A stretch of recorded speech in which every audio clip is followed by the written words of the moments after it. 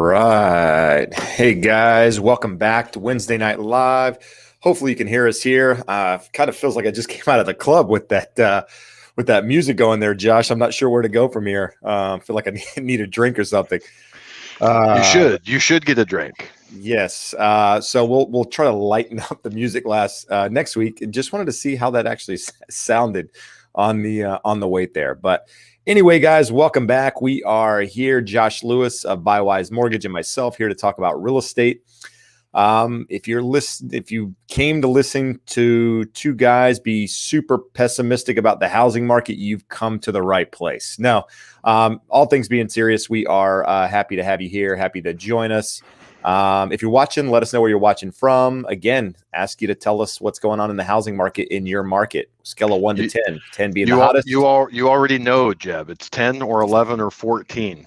Wow, 14. I'm looking for like 50s. I mean, because some of the stories I'm getting are 50s out of a scale of 1 to 10. And if you're putting in offers and you're having success, maybe tell us about that as well, because I think that can help people in this market. In fact, it might help me get my offers accepted in this market. I need some guidance here. So, Josh, anything you want to say before we start getting into some questions here? No, let's just jump in and see where the day takes us. All right. So, got some familiar names here. Michael Duree, thanks for hanging in there and coming each week. He has actually doesn't have a question, but has a statement. I think he is one of those looking to build a new construction in Texas, and I don't know if he's closed quite yet, but if not, getting close to that process. But saying that 6 to 8 months for a new build in North Texas. Crazy times.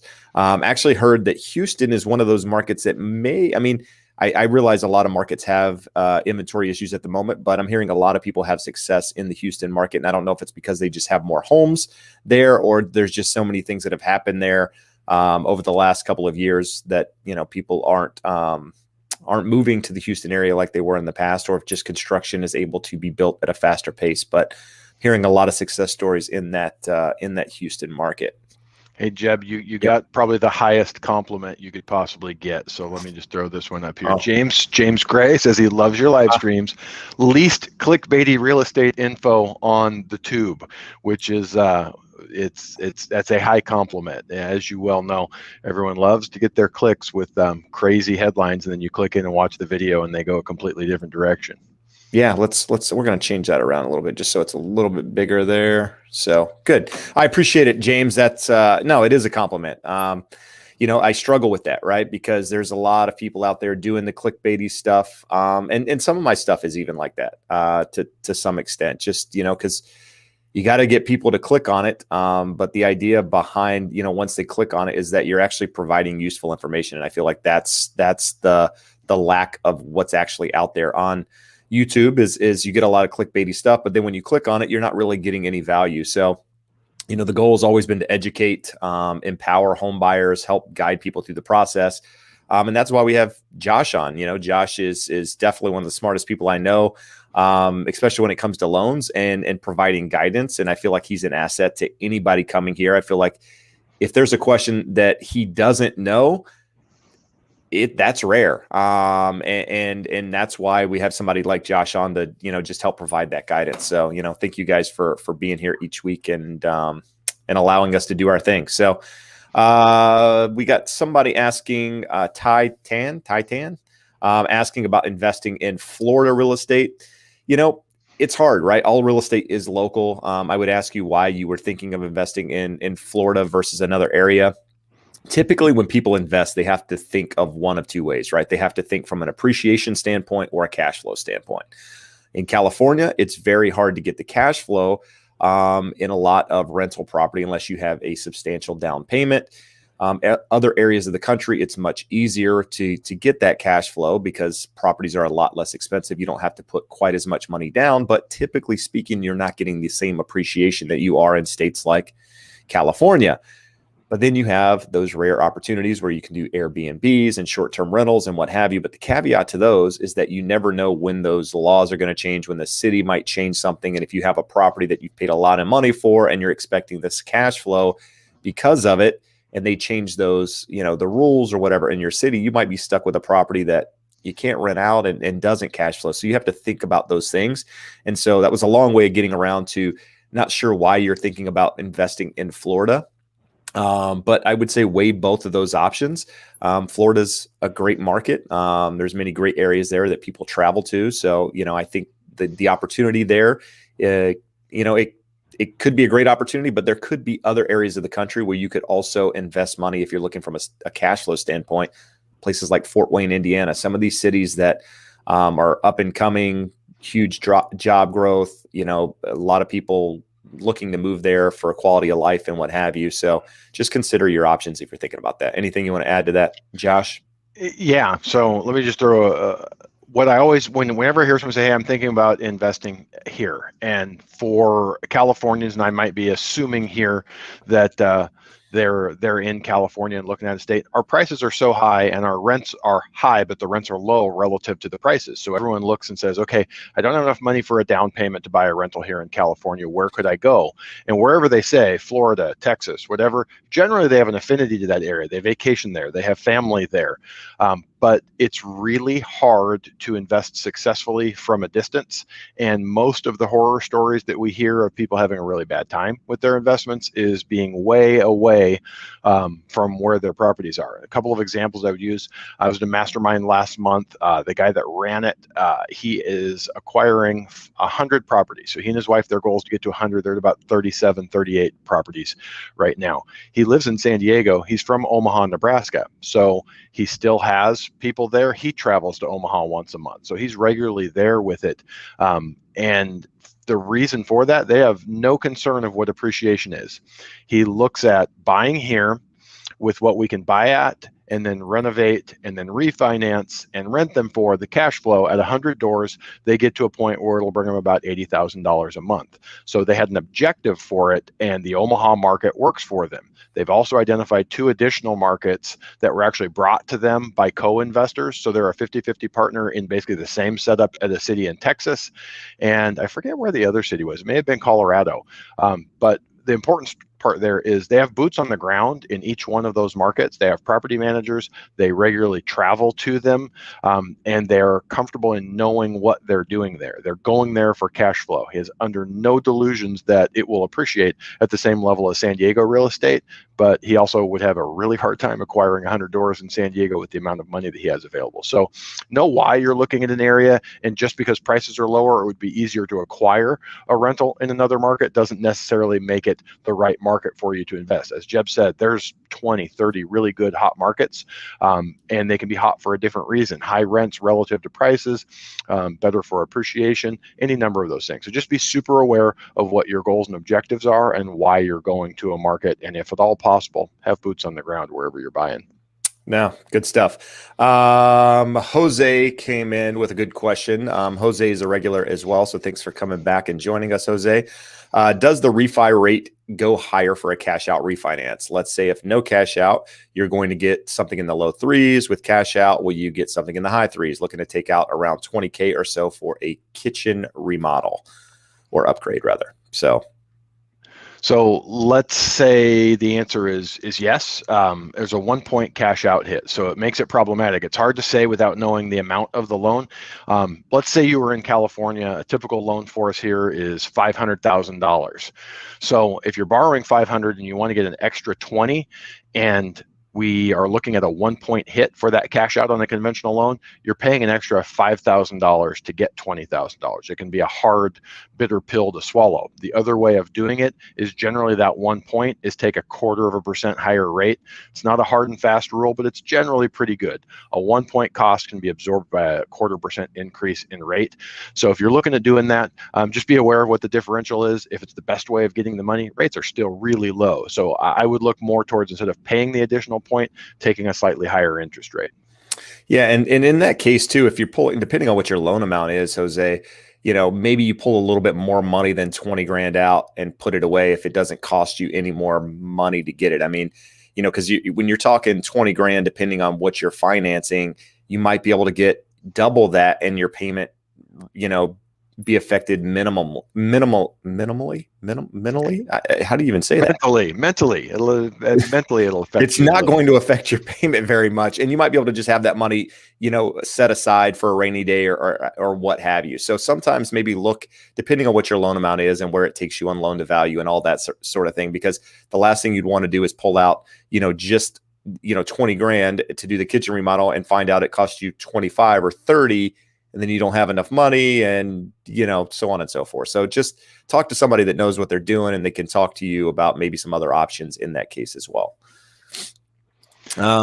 Is it worth, so Zachary's asking, is it worth the risk to float my rate? Closing date will be around August. Spoke with the lender. She's optimistic about rates coming back down a little. Not January low, but will come down. Thoughts on that, Josh? And we're going to talk about rates as we get into this a little bit later. So if you want to hold off on that, we can do that too. Well, yeah, we can answer it without going too deep down the rabbit hole on interest rates. This is going to be this week's first appearance of Numbers Never Lie. What you always want to do is quantify what we're looking at. What is the risk? Obviously, we don't know. How high could rates go? I don't think there's any world in which we could see 4% interest rates this year. So somewhere 3.75, 3.875 would be your worst case scenario. I would determine what your payment is at that worst case scenario. And if you're comfortable with it, do that. And if not, if you say, hey, I'm comfortable my worst case being 3.5%, then let your loan officer know I'm willing to let it ride, but here's where my bailout is. One of the things that we will talk about is we're going to have really hot inflation numbers over the next 3 months, just the way CPI is calculated. A month, it's a 12-month rolling average, and a month falls off from last year. So the months that are going to be falling off are last March, and then April, and then May. Those were really, really negative CPI numbers. They had negative inflation. Those are going to come off, and we're going to have a positive number on. So we're going to see CPI figures in the 2.5% to 3% range over the next 2 to 3 months. So the $1 million question is the bump we've already seen in interest rates accounting for that and saying, hey, we know that's coming, we're going to build it into the market? Or was it sort of just a prelude to a bigger run up? So when you're saying August, you're probably looking at locking in July. And my expectation is over the next 3 months, April, May, June, we're going to continue to see elevated rates, if not slightly higher rates. I agree that longer term, I disagree with the timeline. I mean, August is pretty aggressive, saying we're going to have lower rates by then. I can't really come up with a reason as to why rates would be much lower before then, unless we nerd out on the technicals. There's some technical reasons why they should improve. But I just think with what we're going to see in the news for the next 90 days or so, there's going to continue to be pressure on interest rates later in the year into next year. I think we'll definitely get back near the lows, if not down to the lows of where we were, and there will be opportunities. So for all of our clients, it's just quantify the risk, and are you comfortable with that, or do you want to lock it in? Because the other thing, we've talked about this almost every week, someone's in escrow on a new construction and wants to know about locking.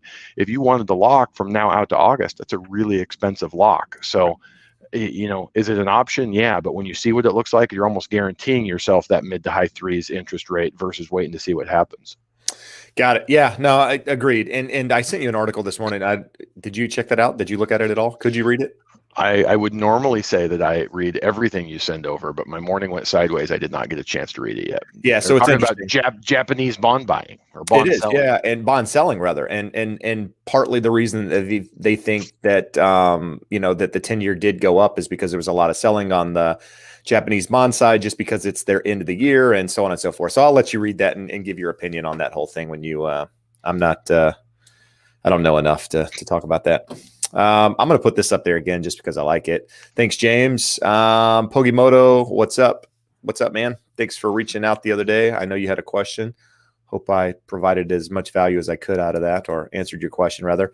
Mr. ABS, wife and I are wanting to purchase our first home before the end of the year. Have money saved, FICO's 700 plus each, more partial to building versus buying. Best way to go for loans, bank versus lenders. So, we talk about this a lot. I talk about it in multiple videos that if you're looking for a lender, you're just starting the process, try a couple. Talk to a bank, talk to a broker, talk to a credit union, talk to a bank, or, whatever you do, make sure a broker's involved in there. Out of one of those, just if you only talk to two, make sure a broker's one, and then the other two decide on what you want to do. Just because, again, their box is bigger, their cast, their net is a lot wider in what they can offer rates, terms, programs, etc. Banks are limited to their box in most cases, and they can't go outside of that, which limits them on what they can offer, whether or not maybe you can qualify in some, in some cases, up to what amount in some cases, and interest rates and programs and all that good stuff. So brokers are definitely better. You should have on that shirt, Josh, if I've seen it before.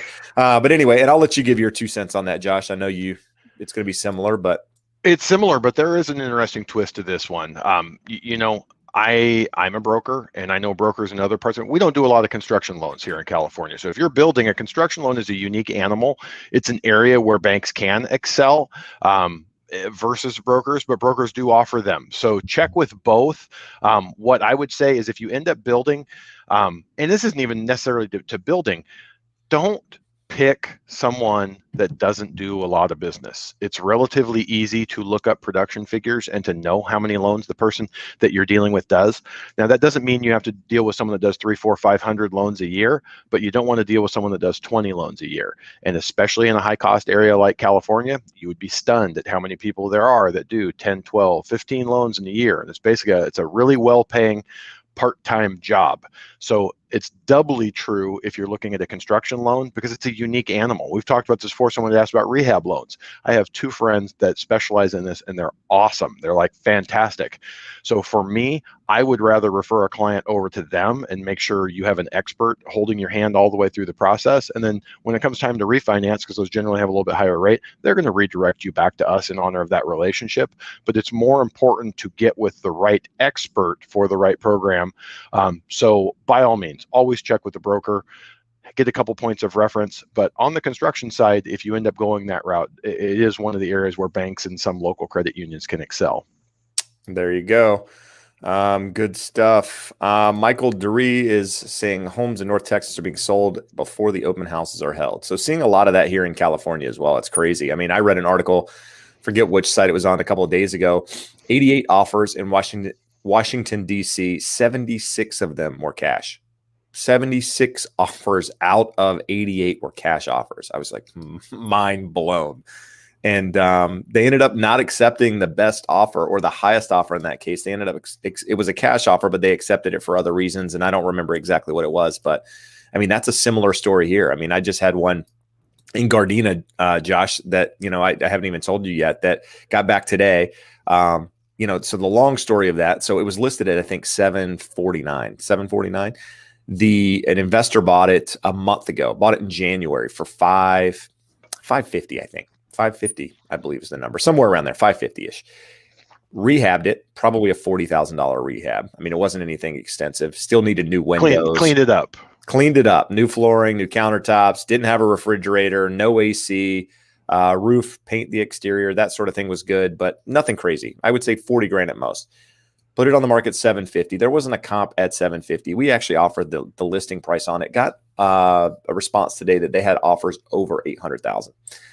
I messaged the agent back and I said, dude, there's not a comp within $50,000 of that number. He goes, I know. He said, basically buyers are having to throw out the comps in this market. And I said, nothing truer has ever been spoken. So anyway, that was a crazy, crazy story for you guys. I know you always want to hear the stories, so I'm throwing them out there. EJS is saying, have you heard about Orange County's mortgage assistance program that provides up to $80,000 down payments to first-time home buyers? Is there any issue with, and then he goes, taking these kinds of programs when purchasing? So, Josh, are you familiar with that particular program? No, and I would say that's probably that's probably the worst thing that I could say about it. We're here in Orange County. We have no lack of well-qualified buyers that don't have down payment funds. If it were readily available, easy enough to get, I'm certain that we would be aware of it. So I'm going to pull it up while we're talking here. Anything in terms of assistance, what you're looking at is, are the funds available? How hard is it to get them? And then what type of financing that can you use with them? So I see here it's on Orange County Community Services. So it goes up to the standard balance limit of $548,250. That's probably going to be your biggest problem unless you want a condo here in Orange County. And then you have the issue. So the sales price shall not exceed 85% of the Orange County median. So as of 2016 was $548. So what's our median is now what, Seven, high, 8. high 7. So 85 of that is going to put you 650-ish or so. But literally, I would call the number on that. So eligible first-time homebuyers' annual income must not exceed 80% of the area median income. So area median income is still really low for Orange County. So let's look at Orange County area median income. So the problem is, in these areas where you have really high home prices, but the median income isn't what you would think it would be. So household income, and I don't think this is the number they use, but household income is 90,000. So you could be at 72,000. So, but it also grows, I think, for number of family members in cases. So if you're a family of 4, it goes up. If you're a family of 6, it goes up, and so on and so forth. So, yeah, I mean, I think it works much better for very large families. Yeah, but even then, I mean, if you have a large family, typically that costs you more money, and it's tough. I mean, these programs are tough because of just to where house prices are. I mean, it's really tough. And in this market, if you're competing again against multiple offers and you have some sort of down payment assistance, a lot of times, my experience, these programs aren't 30-day escrow type programs. They take longer to qualify you, to get approved, and what have you. And so the boss is here. So the boss has arrived to regulate. Yeah, it'd probably be tough to get it accepted in this market anyway. That's Peanut. Peanut's over there. Peanut doesn't want to look at the camera because her mom's still here, so she's going to stare at her mother. All right, so we're going to go on here. So anyway, EJS, what I would recommend talking, maybe calling that number on there, finding more information about it. And then if you have additional questions, maybe reach out to Josh and let him answer those for you. Yeah, we're always happy to research any of these programs. Again, most of them end up being dead ends, either for having too tight of qualifying criteria or not funds available, or very limited on what lenders you can get your loan with and that type of stuff. All right. Well, Shafi says, watching from Sacramento. Thanks for watching. John is in Lakewood. Thank you, John. Lukicha. Recently moved to Colorado. How long would it take to get an apartment if you haven't worked and have money saved up? So I don't know if you're talking about purchasing an apartment or renting an apartment. Either way, you're going to need some sort of income, credit, that sort of thing. A lot easier to get an apartment to rent if you don't have all of those things to purchase. That's a difficult question. You need 2 years of employment, consistent income, and you're going to need a down payment, whether it's a gift or funds you have saved up or what have you. So tough question to answer without all the information there. Shafi's asking, can I purchase without a realtor? Yes, kind of. Depends on what you're trying to do. You can go into new construction and purchase with the home builder, but essentially what's happening is that realtor on the listing side would essentially be representing you. So however you decide to do this, there's going to be a realtor representing you.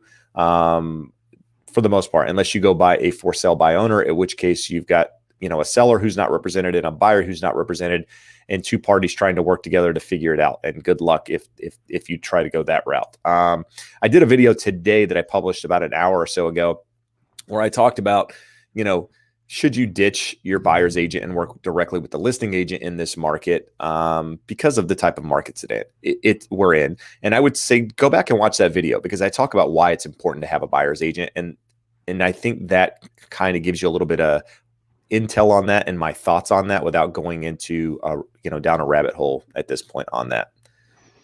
All-star team from Al Bundy. Thanks for joining us, Al. You're always here. We appreciate that.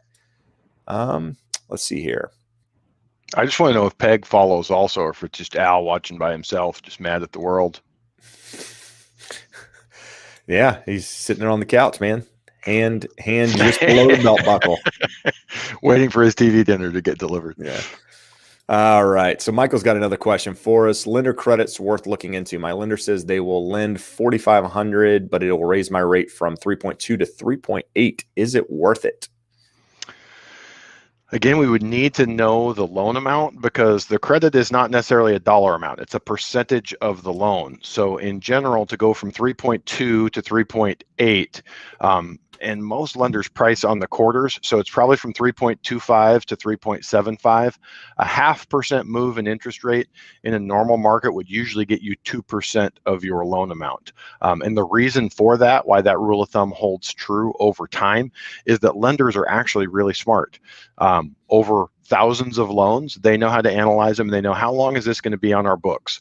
So if you're willing to pay a higher interest rate with the average duration of their loan, they know how much extra they will earn, and they will give you that premium back to help you pay your closing costs. And vice versa, if you say, hey, I need a lower payment, I want a lower interest rate, you can pay them to buy that down. They are looking for a yield over time.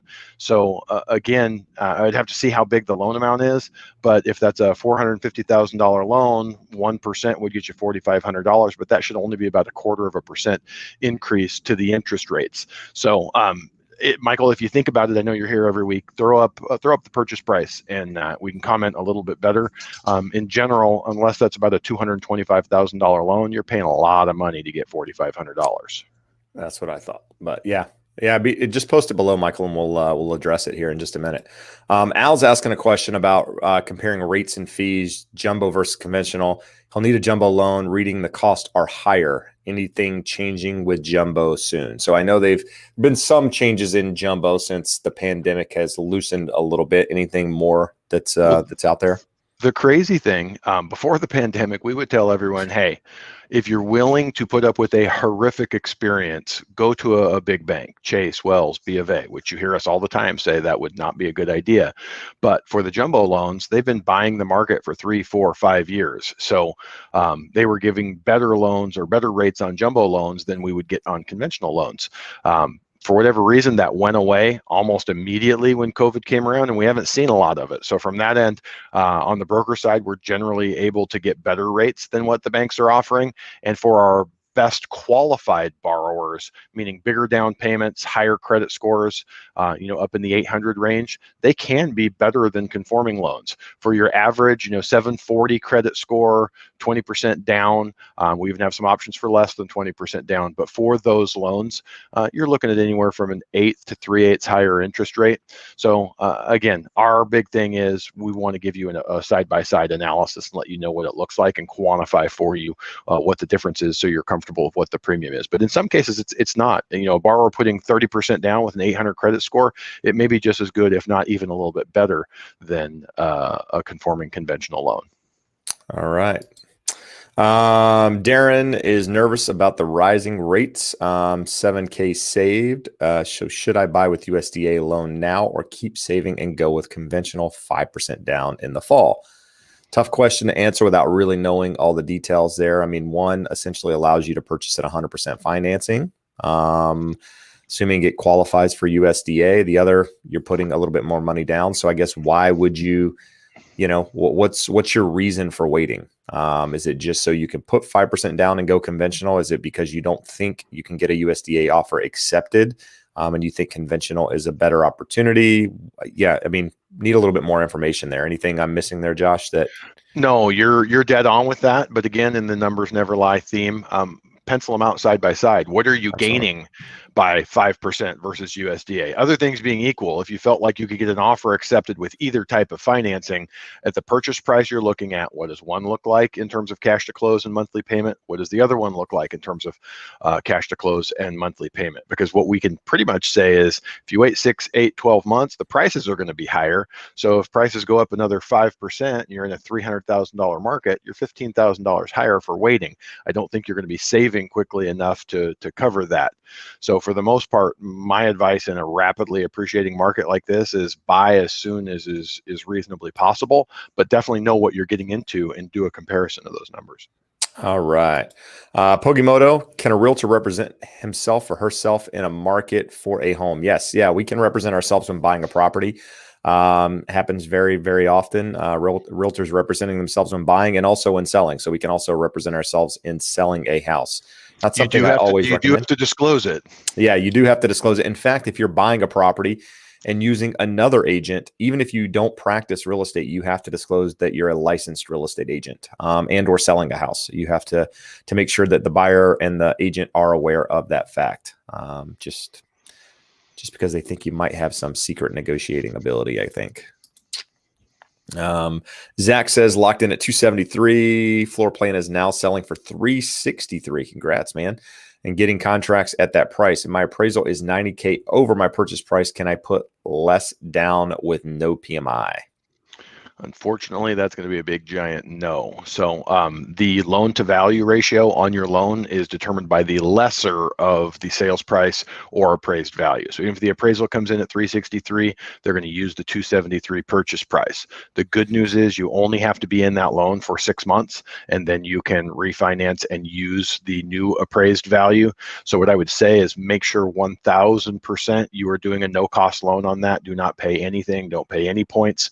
So remember, on your closing statement, there's closing costs. Those are costs related to getting a loan, and then there's prepaid items. So don't worry about the prepaids. Those are going to wash out over time, but do not pay costs for that loan, because it sounds like you definitely will be able to come back in 6 months, get an appraisal, get rid of your mortgage insurance, and move forward. The downside to it is if rates continued to shoot up and they were higher then than now, you can be stuck with that mortgage insurance for 2 years. Lenders have the right to make it stay on the loan for up to 2 years to show that you have a good payment history and are a good risk to them, and they're not going to have to pay a mortgage insurance claim.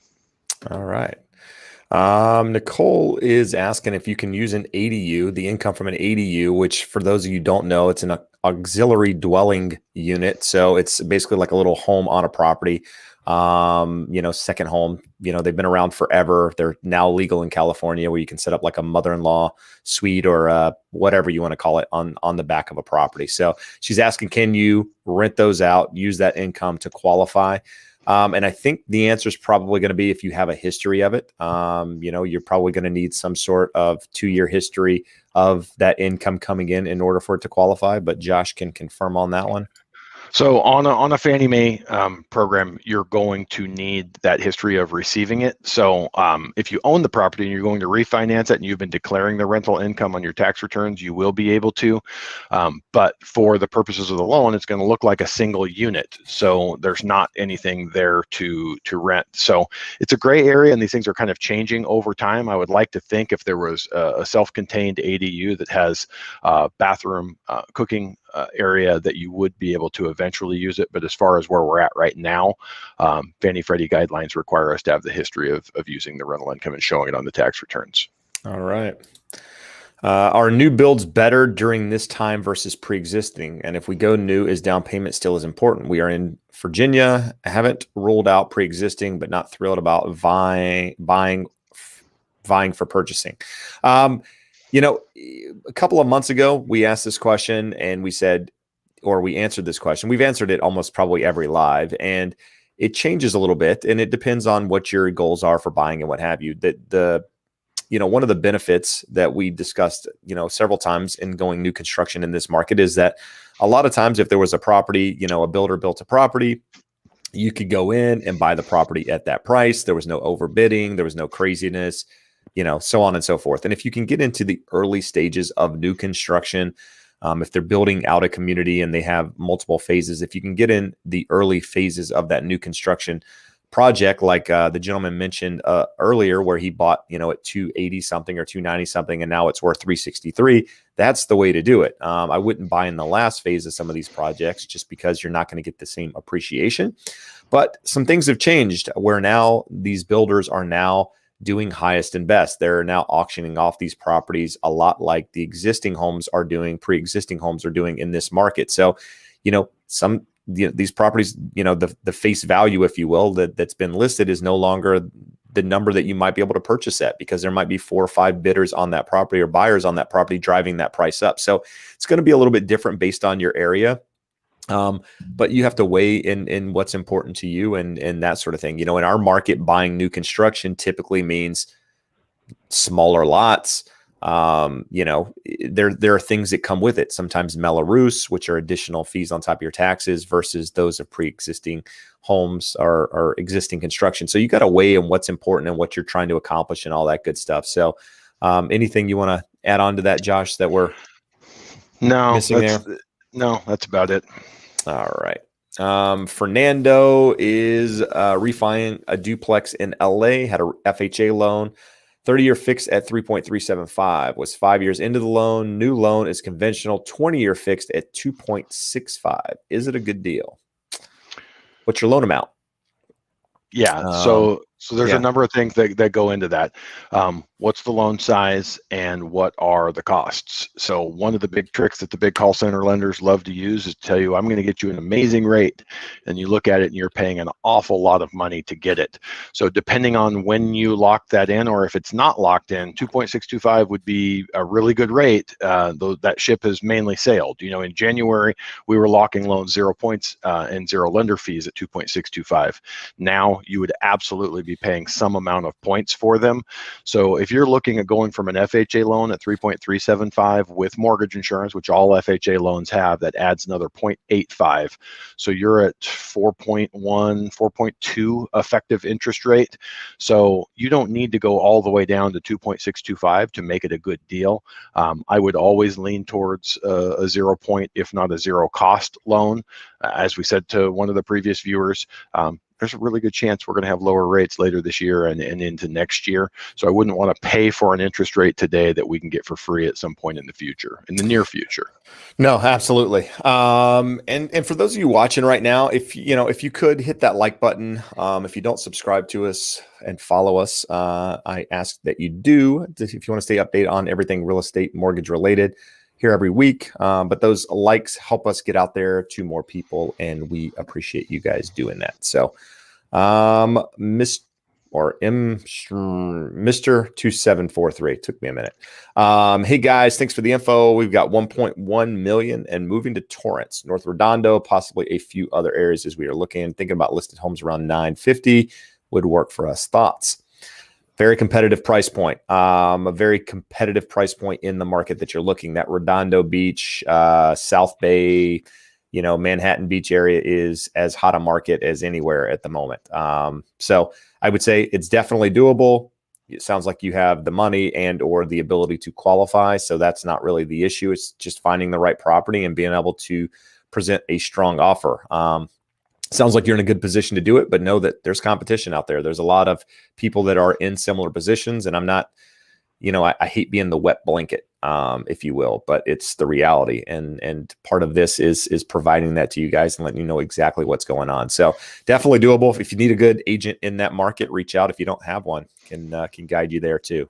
And the one thing in that is that we've got 1.1 million. Do you have $1.1 million cash? Because if so, that's who's winning these bids. So if you're looking with 1.1 million, you won't be the only cash offer on most of the desirable properties, but it's definitely going to put you in the running. Obviously, an appraisal is not an issue for you at that point. So put you ahead a lot of the folks that we talk to here that are putting 3%, 5%, 10% down, and they're great, well-qualified borrowers are getting their offers overlooked just because everything is going higher than can be appraised. No, absolutely. No, that's exactly it. And you would think with cash in this market, you'd be king, but there's a lot of kings right now, a lot of kings. Should I make an offer at the last hour? I've lost multiple houses by less than 5K from last minute offers. Am I losing an advantage by having my offer visible early in the listing period? Tough to say. I would say you don't necessarily want to be the first offer, but I've waited on a couple of clients that I have right now in making offers to come to find out that they've already accepted an offer prior to us getting them the offer. So I don't know that I would wait. It's a strategy that sounds great in theory that will work in your favor, but a lot of times, if there's a client working directly with the listing agent, that listing agent is going to allow offers even after that point if it benefits the right people. So it's tough to say. I wouldn't say that you're going to have, an absolute advantage by waiting till the end, but I would think somewhere towards the end of the process isn't a bad way to go.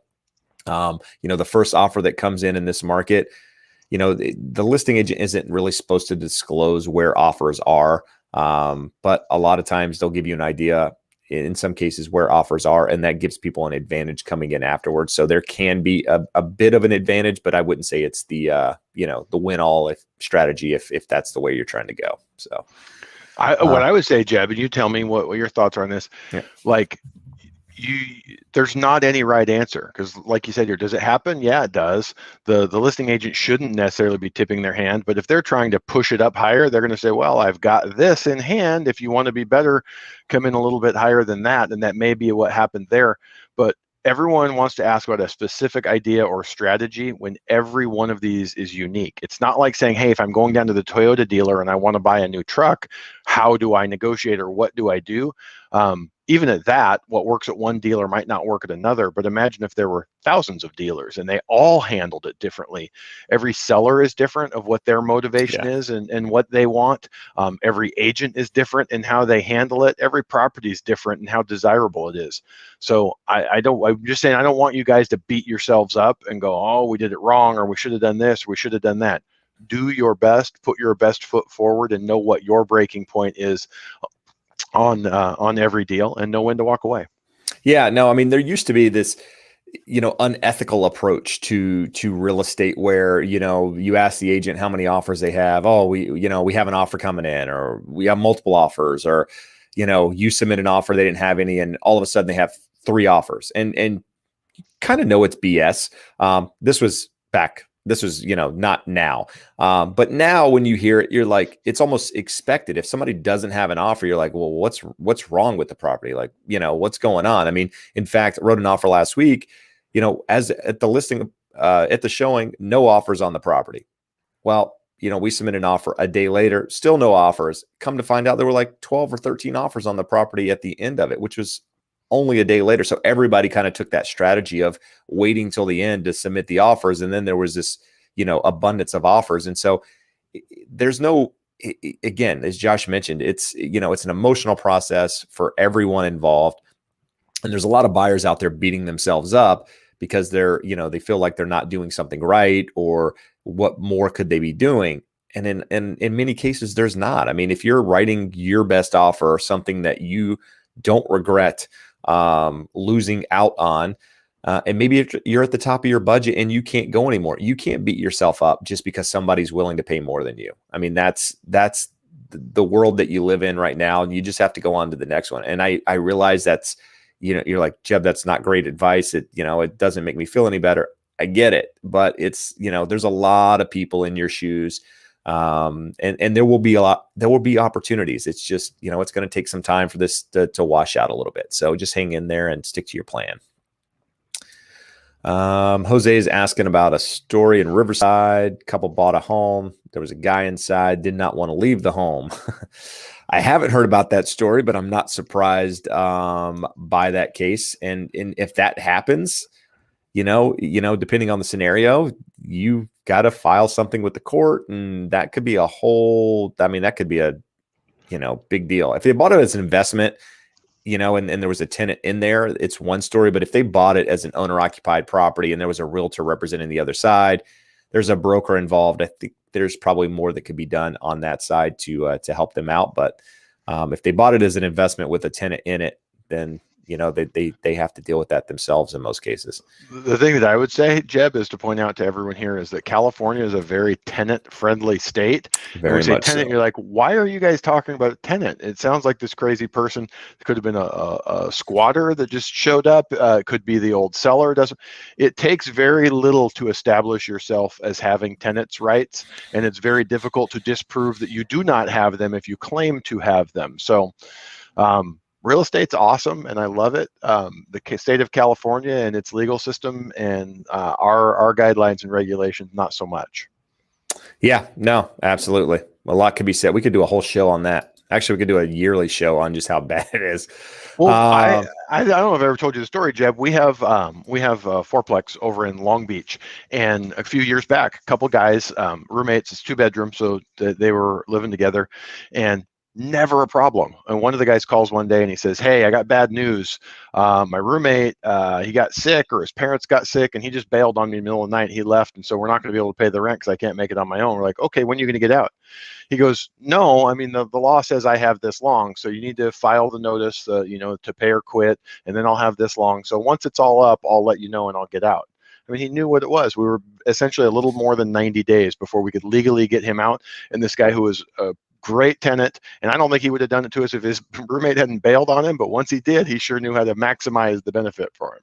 Yeah. And think about the people in this market where the moratoriums are getting kicked further and further down the road. I mean, it just got extended again to the end of June. So nothing you can do in this market. In many cases, if the tenant is doing the proper things, filing the right documents, and what have you. So it's a crazy story, crazy time rather.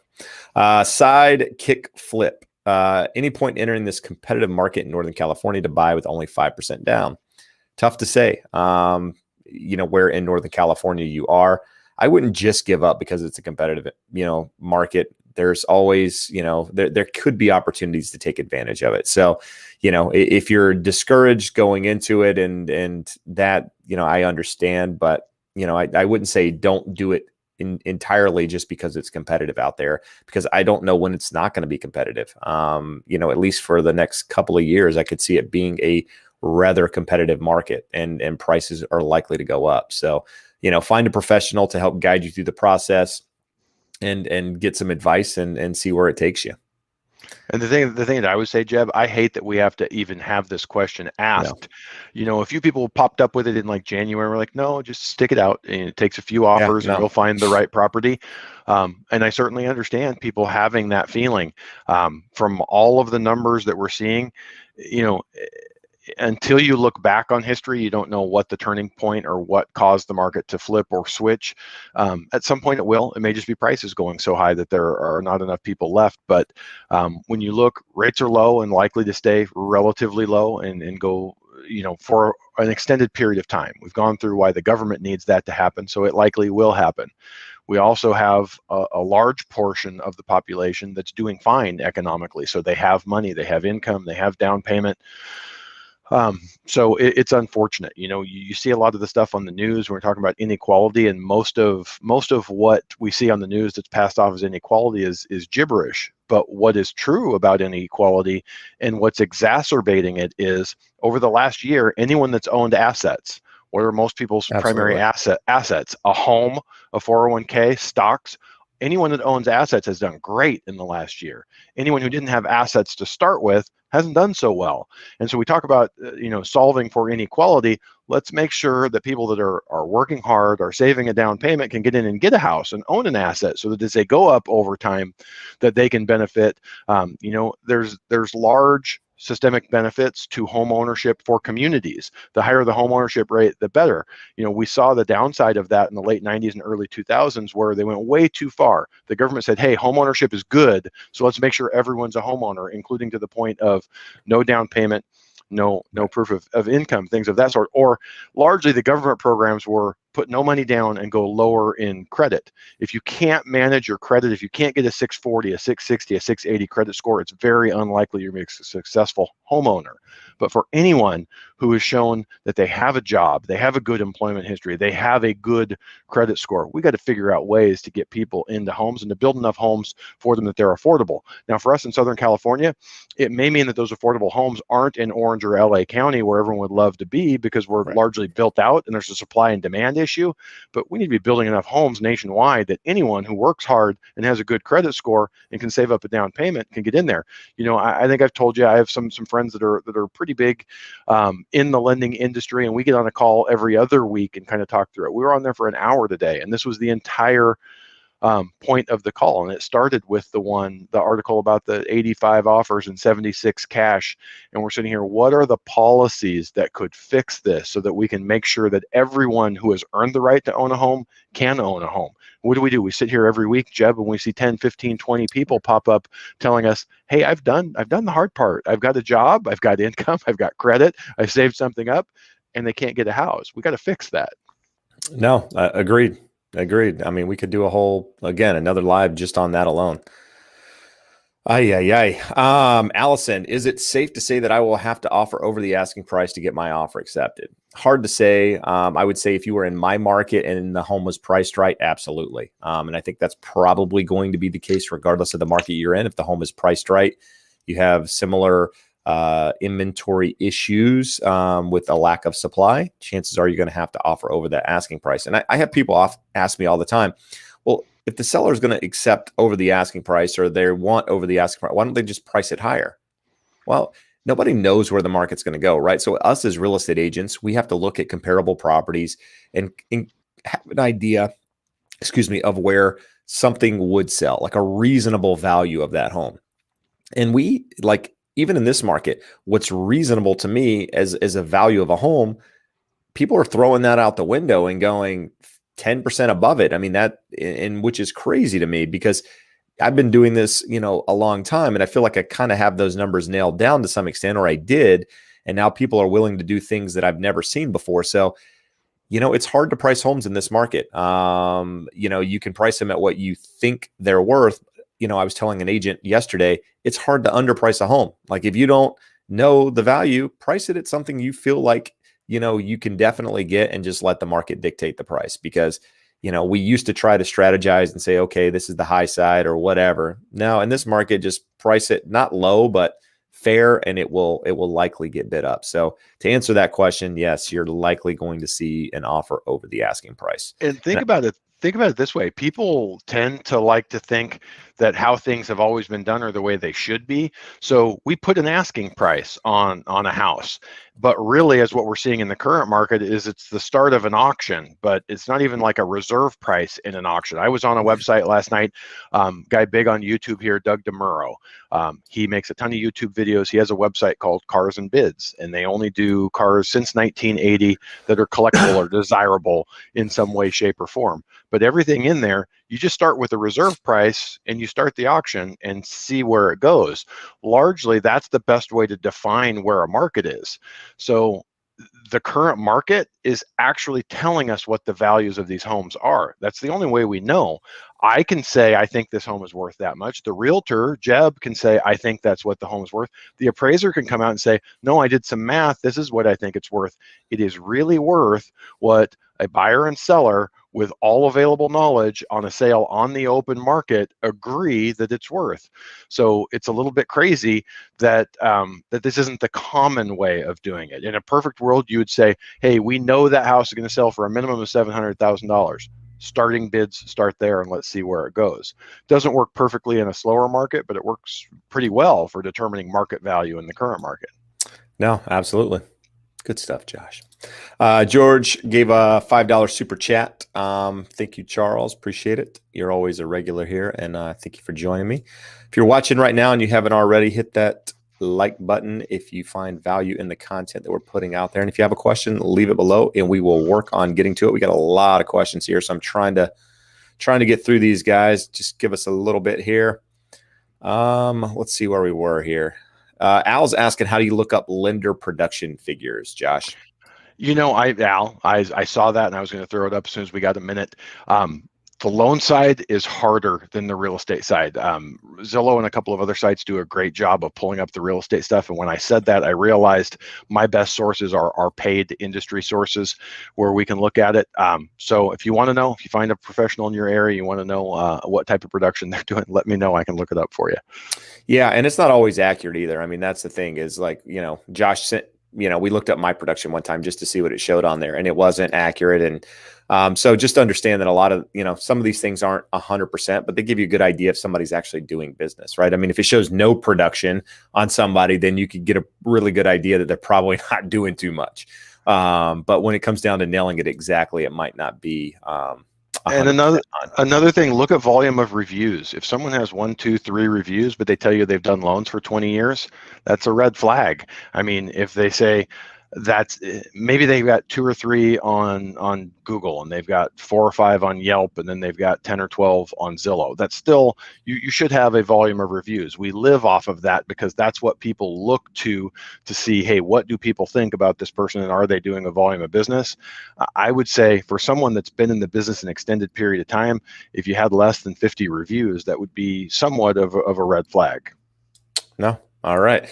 And there are some older people out there that don't have no idea what they're doing with regards to computers and technology and reviews and all that. So maybe in some cases there might be, it might not be 100% inaccurate, but most people these days are doing reviews because most times it leads to more business, and it gives people an opportunity to know who you are and that sort of thing when they're looking out, trying to figure out if you're actually, doing business. So Marion had a question here. Loan status went from conditional loan approval to final today. So congratulations there, Marion. What happens next? First time home buyer closing in 2 weeks, Josh. So what happens when you go from conditional to final approved loan? So let's circle back and tell everyone what that is. So a conditional loan approval is when we make the initial submission, which is a fairly complete package, to the underwriter. They go through and they say, this appears to meet the loan guidelines, but it's a conditional approval based off of, we need these items. You have to prove these things. The final loan approval means all of those things were gathered, put back to the underwriter, and cleared. So the good news is, depending on the lender, you may already have got your closing disclosure. A lot of our lenders don't make us wait for the clear to close or final approval to order the closing disclosure. Some do. So you may be looking at, now you're going to sign your closing disclosure, which is where they finally disclose, the final figures and fees. And then there's a 3-day waiting period before you can sign your loan docs. During that time frame, your lender is going to order loan documents. They'll be prepared and sent to escrow for you to sign. Once you sign and notarize, then they go back to the lender for funding. So at a final approval, you should be, within anywhere from 3 days to 10 days of closing. And as far as real estate goes, not a lot happens on the real estate side during that period. You're more or less just doing your final walkthrough. If you're just 2 weeks out, chances are you've done everything else that needs to be done in the process. So you're just kind of waiting on the loan to come together and final walkthrough, and then hopefully get the keys soon. So again, congratulations. You're almost to the finish line. And in a market like this, it's a hell of a task. So congratulations. The other thing I would say, thank your lender. The biggest stress in any real estate transaction is late approvals, late loan docs coming way late in the process. So with you being 2 weeks out from closing and already having the final approval and getting close to loan docs and signing, it relieves a lot of the stress for you, the agents, the seller. Everyone should be grateful that it got done in a timely manner. All right. Joey is asking, do you have any insight on the New York market, specifically Westchester County? Unfortunately, I don't. I don't even know where Westchester County is in the state of New York, where that relates to the state at all. So, but if you need some guidance there, I have agents that I know all over across the U.S. and a lot in New York. So if you need somebody to ask some questions to, let me know, and I will put you in touch with them. They can I have a question, Jeb. If he's a Denver Bronco fan, why is he asking about New York and Westchester County? And then I've got a secondary question. Did Joey Crack go with that being his image, the Denver Bronco receivers gloves, or was that a reaction to our friend Michael Dury, who is the Superior Cowboys fan? So is that what it is? We have a battle here that we're all going to have the viewers. Are we really going that the Cowboys are superior to the Broncos? 1,000%. 1,000%. That's not even a question. It's America's team. Well, I guess so. Okay, well, I'm a Panthers fan, so not really a lot being said there. I don't really have a lot of weight to stand on here, guys. So I will just retract my comment and move on. Let's see here. Closing in July. So Dominic will address your question a little bit here. We're going to talk about rates. Logical Thinker always comments on videos, so thank you there. What do you think of home buyers reaching out to the listing agent directly and having listen? I actually talked about this today in a video. Logical Thinker. I'm not going to dive into it here because I did talk about it for 10 minutes on a video. Check out that video and my thoughts in there. I think you need a buyer's agent.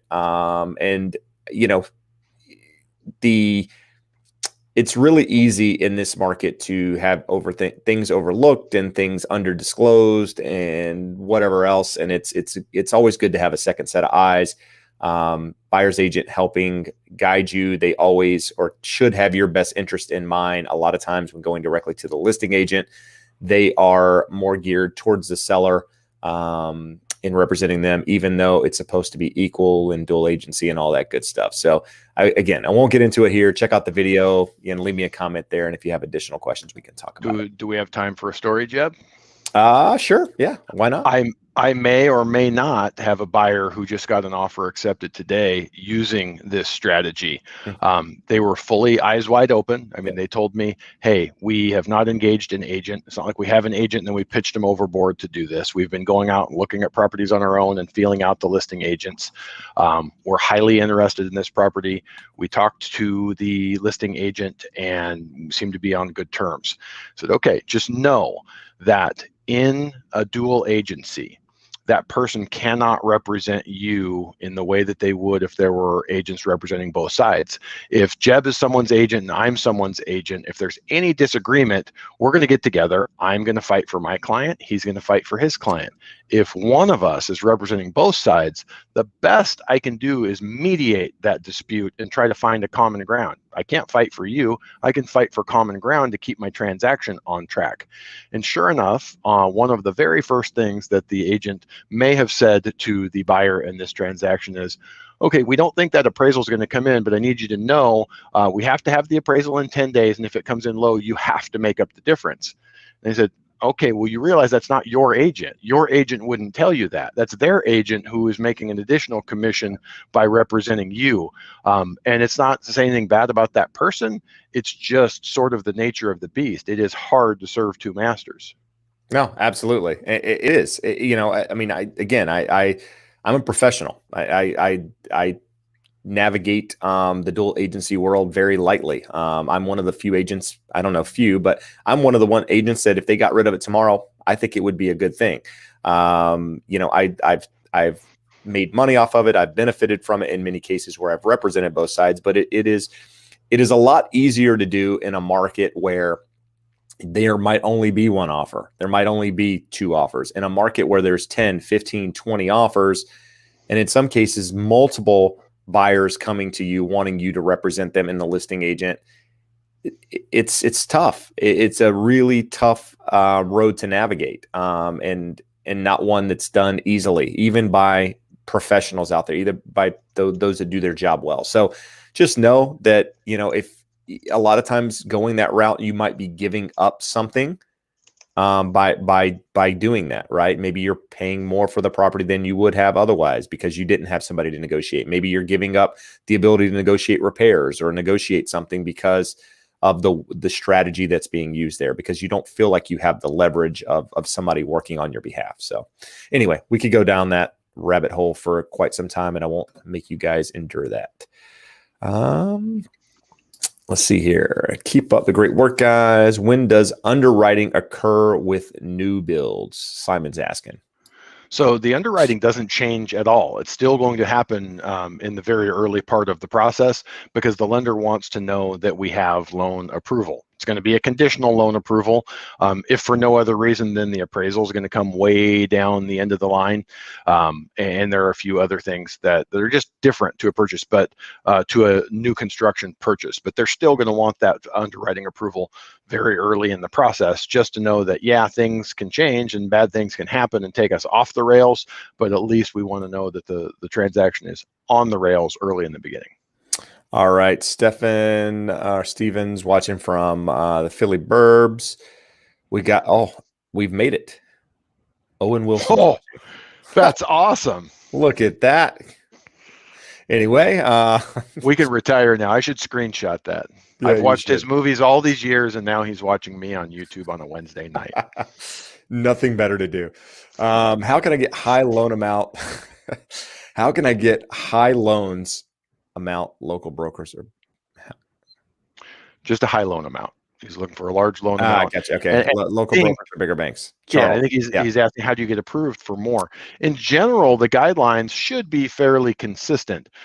Jumbo loans, those lenders sometimes write their own guidelines, but there's some federal laws that limit the debt to income to 43 or 45%. The right answer is not local broker or bigger bank. It's getting an expert. If you're trying to get qualified for the maximum amount, you want someone that knows how to squeeze every last nickel out of your income qualifying, and then is able to get you good terms. So the lower the interest rate, the higher the loan amount you're going to qualify for. So again, I'm biased. I think brokers are better. I think you're better off with a broker, but you're best off with an expert. So an expert broker would be the best of all.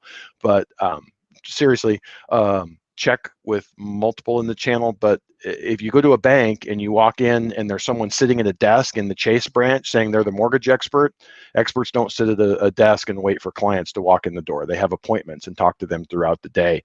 So just take it for what it's worth. All of these channels, if you watch Quicken's commercials, they also talk about having loan experts. But when you look up their NMLS number, they worked at 24-hour fitness 6 weeks ago. So no, they didn't, because 24-hour fitness was closed, Josh. It's been closed for a year in California because we're on lockdown. They may all be out of business by the time lockdown is over. Anyway, all right, moving on. Joey Crack, we're back at you here. Any way to look into forbearance numbers in your area? Thanks for all the content. So welcome there on the content. I'm not aware of a site to pull up local numbers on forbearance.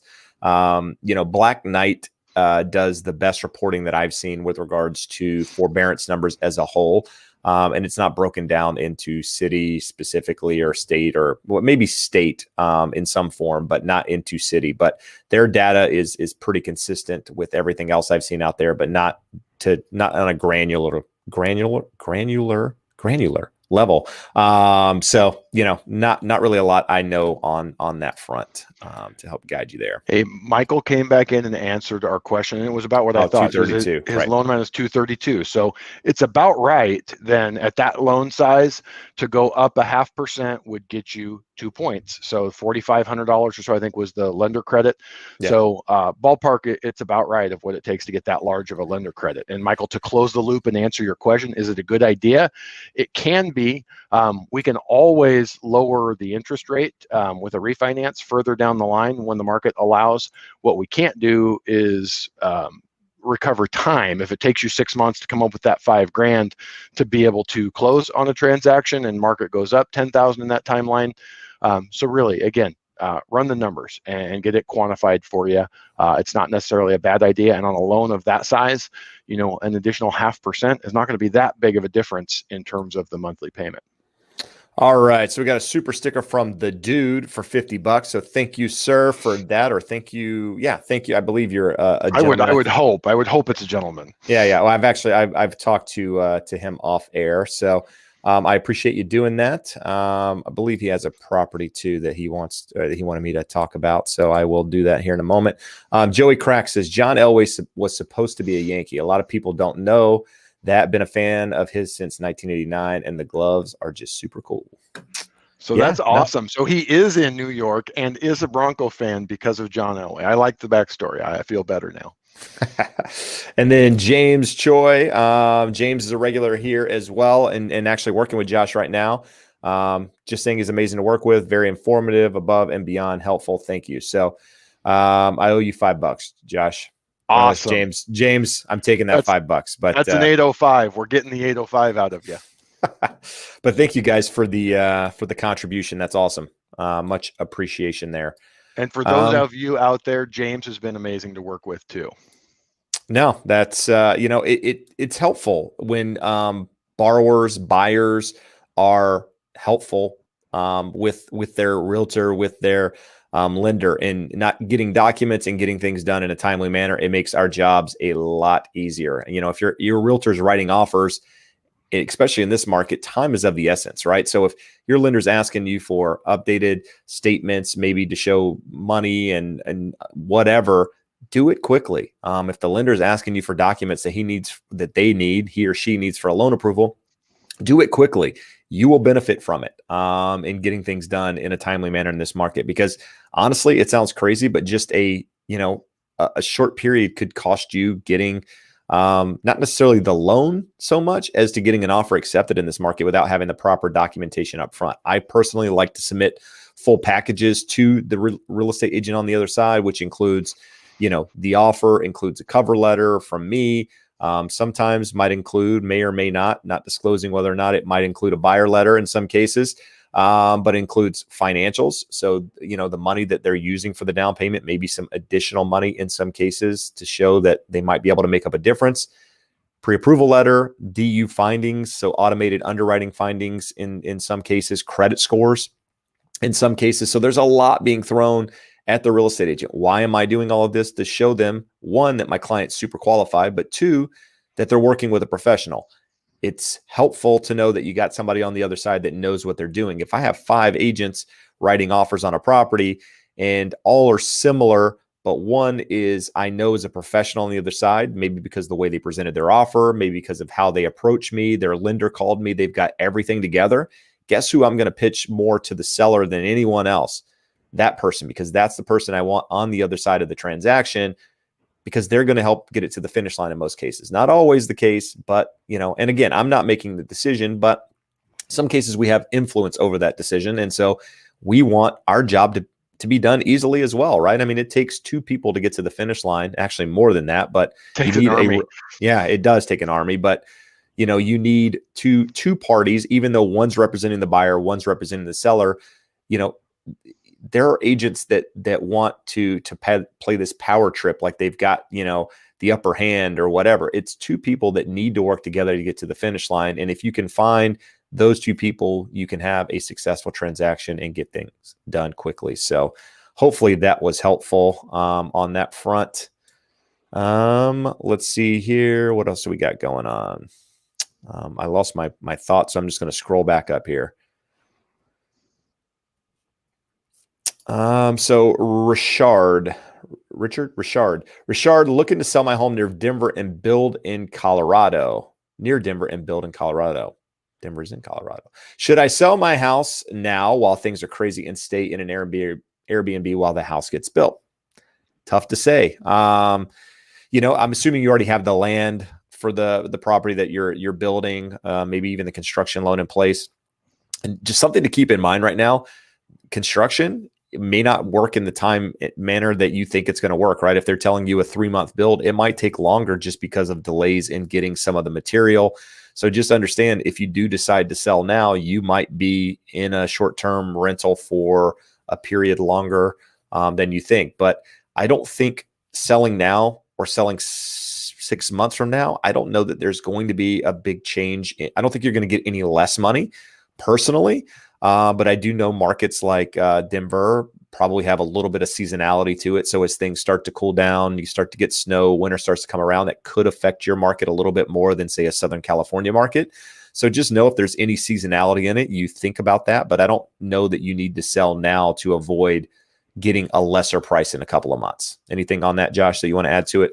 Actually, I do, but let me throw this up here. So in addition to Richard's question, this is a super similar question. Trying to figure out if I should sell now and live with my in-laws instead of an Airbnb a bit until my family of 4 can find something, or just wait until 2022. Philly burbs are white hot with New Jersey and New York City cash buyers. What I would like to ask Richard and Stephen is, why the urgency to sell now? I know the market's hot, but unless you think there's going to be a dip imminent, there's no need to sell now. I've had clients step out of the market and live with in-laws. Hopefully your in-laws, Stephen, are the most amazing ones on the planet, and you'll enjoy your time with them. But a lot of times it goes the other direction. It gets uncomfortable. It gets difficult. An Airbnb for Richard is going to get expensive over a period of time, and these things can drag out longer. I would try to keep your home as long as possible. Obviously, in an increasing market, if you're selling a $300,000 house and going to a $500,000 house and both appreciate 10% in the next year, it goes against you that way. But the downside to selling and stepping out of the market, the client I was talking about earlier, one of the clients I was talking about earlier, they sold in mid-2019 because they were going to just step aside, rent a place, and look for the perfect home. I looked, their home that they sold has gone up $185,000 in value since they sold it, and they've been sitting out of the market, and they have $200,000 to put down instead of $400,000. So I just caution people, always be very careful. I hate seeing people step out of the market. It's difficult to time a market, man. I mean, any market, this market especially. Yeah. Yep. Things are So moving fast. that's my 2 cents for Richard and Steven. No, absolutely. And I want to, let's see here. I'm going to get this off the screen and I'm going to talk about, so the dude gave me $50. I'm going to say something about him real quick. There you go. You got it. So if you're in or around Huntington Beach, you're looking for a property that is off market, where you might not have to go completely crazy and put in an offer. He actually has a property that is off market. It is a 1 bedroom with a loft that could be expanded to a 2 bedroom and add some value there. So nicely decorated in the inside, not on the market at the moment. So if you are looking in around Huntington, around that $500,000 price point, don't want to be in a multiple offer situation, can reach out to me and I can help guide you in the right direction and help you there. So dude, you didn't give me any more than that. So that's what I remember. So, but thank you again. Let's see. I saw a good question here that I wanted to get to, and I forget what it was. Find it. Let me throw this. Here it is, right here. Oh, you got it? Yeah, I do. So Manny asked a question. Can you still attach a letter with your offer? My agent said you couldn't, but I know buyers who have wrote a letter and it has helped them. So there is, in addition to our real estate disclosure package, in the last, I don't know if this came in January or I think it was in January, that, buyer offer letters now, writing a love letter to the seller or a letter about yourself along with your offer is against fair housing, that someone could essentially pick you because of your race, or they could pick you because you have kids, or they could pick you for whatever reason. And that's not fair. Just like the world right now, right? Nothing is fair. Everybody needs an opportunity, blah, blah, blah. Anyhow, I didn't seem insincere there, did I, Josh? But what I'm getting at here is there's a lot of people still doing them. I'm representing listings all over. I would say 10 buyers, 9 of them are writing letters. So I would say have your agent call the agent on the other side and say, hey, look, is your seller open to receive these letters? If they're not, then don't send one. If they're open to receiving them and other people are doing that, I would tell you that you should do it. I've had listings where the seller, the buyer wrote a letter and dropped it off on the doorstep. So the seller, the agent had nothing to do with it. The buyer actually took it by, left it on the doorstep for the seller. And that way you guaranteed the seller received it. The seller actually took a picture of it and sent it to me. And unfortunately that buyer didn't get the property because it went way above the budget and so on and so forth. But there are things you can do to get your letter in front of them that has nothing to do with your agent. Just FYI. Now, I'm not recommending that or saying you should do it, but again, there are things you can do. And Jeb, if someone insists I'm going to write a letter, if you stick to the facts of why our family loves your home, you should be okay. Why is this? And it can't be, hey, I've got 9 kids and the school district is awesome, so I love your house, but I love this because I've always loved the craftsman architecture style. I grew up near here, all that stuff. Yeah, and the picture thing I can understand, right? Because we used to include pictures with the offers of who the buyers were.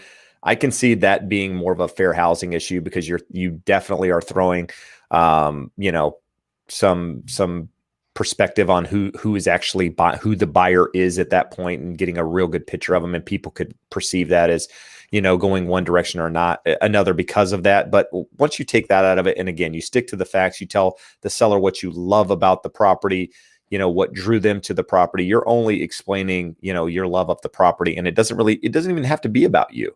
And then you can kind of avoid some of that. But again, it's a fine line, and you just got to be careful when doing it. And I'm not naive enough to think that there aren't bigoted people out there who would see pictures of 4 families and pick the one that they like the most off of how they look. But I know from my experience, and you deal with sellers a lot more than I do, but an example, my aunt selling her house out in Havasu, one of the things that they came to know is that the highest bidder planned to use the home on VRBO. And they're like, I'm not doing that. I'm not leaving my neighbors with someone running this house on VRBO. So they picked someone who was actually going to use it for their residents. So were they biased against the person who was going to rent it out? Yeah, they were. But for the most part, most people, unless they hate their neighbors, want to leave their home in a good situation. And certainly in the past, people have said, well, my neighborhood's all white. I'm not selling to anyone other than white people because I don't want that in my neighborhood. And I'm not naive enough to think it doesn't happen anymore. But for the most part, people are just wanting to do the best for their friends and neighbors. No, absolutely. Let's see here. Jonathan, a regular here, just reviewed and signed closing, signed his CD. Thank you both. You guys definitely guided me in indirect manner with the wealth of info. So thanks for joining us, Jonathan. Hopefully you don't lose us now. We expect you to be here every Wednesday going every forward, week, even whether though you own a home or not. Yeah, doesn't matter. You've committed at this point. And if you are watching and you haven't already, do me a favor and hit that thumb there, that thumbs up. That helps us get out to more people and educate homeowners or potential homeowners and guide you guys in the right direction. So we got Raw Sports talking about the Raiders. You've started a debate here. Oh boy, come on now. I thought we had the filter on that doesn't allow Raider fans into the live. You would lose the Garcias, Lupe and Ray. I take it back. The Raider fans are just fine. I love Lupe and Ray. All right. Let me throw this one up here, Jeff. Okay, go ahead. So I just took it off. Put it back up there. Sorry. So Darren Budry says, waiting till the fall allows me to save a lot more money and have savings after I close. I just don't want to pay too high of an interest rate. So we're not super worried. If anything, I think that rates by the end of the year will moderate a little bit. They're good now. They should be good then, if not even better. The more important part to this question, I hate hearing this. Sort of the equivalent to selling a home and waiting out the market or just sitting on the sidelines until the right home comes along. If you have enough to make it happen now, I wouldn't wait until you have a bunch more money. I would at a minimum quantify the difference. What does it look like with my current down payment and higher mortgage insurance versus a bigger down payment and lower or no mortgage insurance? I've seen too many clients that I talk to once a year for 3, 4, 5 years that are waiting and they're going to save up more money. And over time, home prices obviously increase, down payment requirements increase, closing costs increase, and it's a good way to get priced out of the market, especially when most of the numbers are calling for 10% plus appreciation this year or 3 months into the year. Not to say that the next 9 months are going to be as hot as the last 3, but let's say we get 5% more the remainder of the year. You're looking at a $400,000 home. It's $20,000. Most people can't save $20,000 in a year. When you say a lot more money, if you're able to save that, by all means. But it's a losing battle in that small percentage gains in the price of homes are a large amount of real dollars that you're trying to keep pace with unleveraged savings versus leveraged appreciation on that asset. There you go. Good explanation. Good stuff. So Raw Sports is giving us crap for not actually addressing his question here and just giving him crap about the thing. So I think this is his question. I'm scanning up. We got a lot here, man. So I'm doing my best. So with rising rates now, would it be more wise if I currently have an FHA loan at 4 1/8 to do an FHA streamline refinance to get a 2.5% rate, or should I go 3 1/8 conventional? So for those of you who don't know, Josh is going to answer this question in a sec, but a streamline is something you can do if you have an FHA loan. You can actually do what they call a streamline refinance with FHA that allows you to go back into an FHA loan without really any documentation, without an appraisal, without income documentation. Really, it is streamlined. And so it can be a quick process. And so he's either considering that or going through a conventional. And if he goes conventional, essentially he has to provide all of that documentation, get an appraisal, unless there's a waiver, et cetera. So Josh, 2 cents there.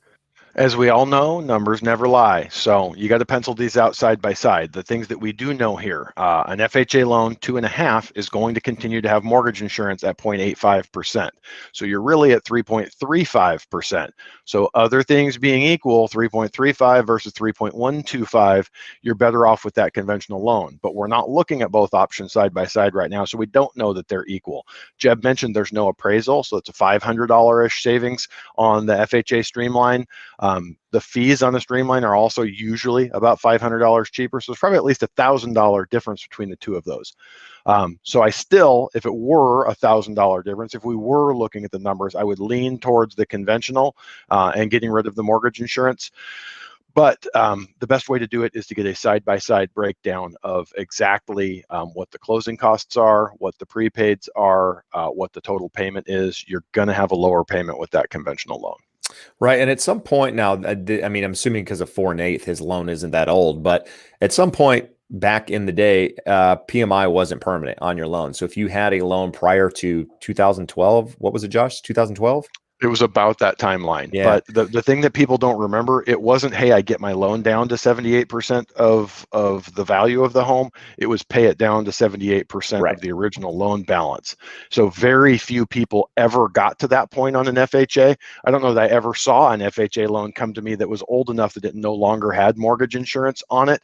So it's largely people, they hear it and it's like the boogeyman. They're afraid of it and they say, I don't want an FHA loan. It's always on there. So for all intents and purposes, it was always on there. No, that's a good explanation. Once again, if you see something, throw it up there. What is a good way to knock off PMI faster, Josh? Outside of just paying down your loan and appreciation? Tough to say, but those are really the only two ways. So, are we looking to make an additional payment, put an extra $100, $200 with it? For the most part, the heavy lifting is going to be done by appreciation. Most people don't realize, even if you put only 5% down, a couple of years of 5% appreciation, and you're almost there. About 2.5 years of 5% appreciation will do it. For us in Southern California, long-term trend back to the 70s, even factoring in the big bubble in 2008, is about closer to 7%. So it's not that big of a deal. Someone else had asked a question, so let's kind of double up on the MI questions here. So the good way, Jeb nailed it, is we either need to pay the loan down faster or wait for the appreciation. And it's always important to remember you're going to have that mortgage insurance for 24 months. The lenders can require it. So I don't know how long you're into that, but just remember that even if you paid an extra 15% 2 days after putting 5% down, they can require you to have it for 24 months. But Palvinder Carr had asked. Well, hold on. We're gonna put Palvinder on hold for a sec because Carol gave $50 too. These people are very, very generous. So thank you, Carol, for the super sticker there. You're awesome. I can't tell what that is. It looks like a little, I don't know what the bird of some sort with a beanie on. I have no idea. It's a bird flying on a rocket. So anyhow, thank you for that. You're awesome. If you have a question, throw it out there. We will be glad to take it. She won't one up the dude by a penny. Did she? Yeah. Oh, yeah, she did. Look at that. Got one up, man. That's the high super sticker of the day. It is. And thank you very much. It is appreciated. So, Josh, hit your question on there. So Palvinder was saying, what percentage of mortgage insurance for a credit score above 760, purchase price 900, down payment 15%? It's literally, we have about 6 different vendors that offer mortgage insurance, and we have to go and look at all of them. What I will tell people is on a conventional loan, 740 is your highest tier for credit, so there's no benefit to having an 820 credit score above a 740. On mortgage insurance, every point counts. About every 20 points up is going to decrease that mortgage insurance. So 760 is going to get you a very low mortgage insurance rate with 15% down. I just did one with a 720 score today, and it was 0.13%. So it's probably going to be over 0.1, but less than 0.13 would be my guess on that. All right. We got a lot. I mean, there's so many things here, guys. If I'm not getting to your question, I apologize. There's a lot going on here, and I'm trying to pick those that I feel like a lot of them are similar. So I'm trying to stay away from those because a lot of them we've addressed. So Queen D asked a question here, not on topic, but need to know. Parents behind on property tax plus need home improvements. Is there anything that can be done before they lose the house? Programs available, etc. Thinks in advance in New York, I assume. If you're behind on your property tax, I honestly, I'm not sure. I don't think there's any programs out there per se that will allow to pay your back property tax. Depending on what you have going on in the property, you might be able to refinance it. And even with a private money or hard money type lender to be able to save it. But you're going to need you're going to need equity in the property. You're likely going to need some ability to repay. Any of these scenarios, there's not going to be just a gift that takes you out of it. You're going to have some ability to repay. So if you're able to refinance, if you're able to, through a hard money, chances are if you're behind on your property taxes, there might be other things going on there and you might not be able to do a conventional refinance. But none of the government type programs that I'm aware of are going to be able to save you in this market. Josh, anything there that we're missing? Depending on their age and their equity position, Reverse a mortgage. reverse might have been a solution for this. They've tightened up the last few years, so someone behind on their payment, we would really have to paint a good picture of how eliminating the mortgage payment would allow them to pay for their taxes, pay for their insurance, maintain the property going forward. But it would definitely be worth looking into. We have some good sources of reverse mortgage lenders, but I would pursue all of those angles. Unfortunately, once it gets to that point where you're behind on property taxes and the home improvements, there's some bigger issues going there that are probably going to make it pretty hard to keep up with the payments going forward. So I would hope that in a strong market, there would be some equity in the property that, like Jeb said, it could present some financing solutions. It could also just present the opportunity to sell and have some money to walk away with. All right. Pogimoto, what happens if the realtor and the listing agent both work for the same broker on the same home I want? Will that cause a problem during negotiations? Typically not. So there's two types of dual agency. There's one where the same agent represents both the buyer and the seller, and there's dual agency. And again, it's the same, but I'm just explaining a little bit. There's the dual agency where the both of them, the listing agent and the buyer's agent, are not the same person, but they work for the same broker. That is also considered dual agency. In that case, less likely to be a problem with someone having your best interest in mind and in negotiating and all that good stuff that we discussed earlier. So to answer your question, not likely to have any issues. So you shouldn't have any problems there. And think about the concept of an independent contractor. Realtors are independent contractors. They fought this in California and tried to make them employees, but largely the carve out for independent contractors, for realtors, is there for a reason. Every one of those people, even though they operate under the same brokerage, is their own business. Jeb wants to make sure he gets a happy client and a 5-star review when he finishes, and Sally in his office wants the same thing. So in the situation we were talking about earlier before, where with one dual agent, they really can't negotiate against themselves, these two absolutely can, despite the fact that they technically work for the same broker or under the same broker's license. All right. I saw a good one here. So Jonathan, again, another regular, is asking a good question. Oh, and Carol said, for the 50 that she gave earlier, we're awesome, learning a lot. So again, thank you for joining us, Carol. And again, very gracious of you. We appreciate it. And that is at least a full case of 805 at $50. It's a case and a half. It's a case It and a is. half. It is. It is. We'll have to do another one of those. But actually, the time that we did that on air, we had the worst turnout ever. So maybe that wasn't a good idea. So Jonathan's asking about an escrow account or not. Pros versus cons. So what is an escrow account? Some of you know it is impounds. It's essentially where you include your taxes and insurance every single month with your mortgage payment. So when you make that payment, it's one payment, goes to the mortgage company. Part of it goes into a separate account, escrow. Part of it goes and then when the taxes get billed, that escrow company or they pay on your behalf. So you're not having to worry about, allocating money, budgeting for these additional fees or additional expenses, if you will. Josh, thoughts on pros and cons of it? So the only real con, or let's say two cons to having an impound account. One is that your payment is higher. You're having to put in 1/12 of those expenses every month, so your monthly payment is larger. The other piece of it is there's not an exact science to calculating what the required payment is. Your escrow impound account holder every 12 months is required to do a reconciliation, and they may say, hey, we have too much money in the account, here's a little bit of a refund. Or more likely, they say, hey, we're $180 short. So you can either send us a check for $180, which was unexpected, or you can send in $15 extra every month for the next 12 months until we do the next reconciliation. So some people get irritated by the little fluctuation in the monthly payment. Some people don't like the idea of making 1/12 of a deposit into that account. And the theory that I used to get in the 90s when we started doing this, when a checking account or a savings account could get you a 3-4% return, was, no, I'm going to put that money in my account and I'm going to earn interest on it. Do the math. Even at 3 and 4%, the interest was so minimal, it's not worth the extra headache. But at 1% or 0% or 0.1%, whatever most of them are paying now, it's absolutely not a factor in the equation. So now the flip side, what is the benefit to having it? You don't have to worry about once or twice a year this big giant tax bill coming up. You know that it's always paid. You don't have to budget for it. You don't have to worry that I accidentally spend that money in my checking account. It's already accounted for every month. And what I can say is from my example, first property that I had, we did have impounds, and I thought, this is silly. I do really good at managing my money. I want that money in my account.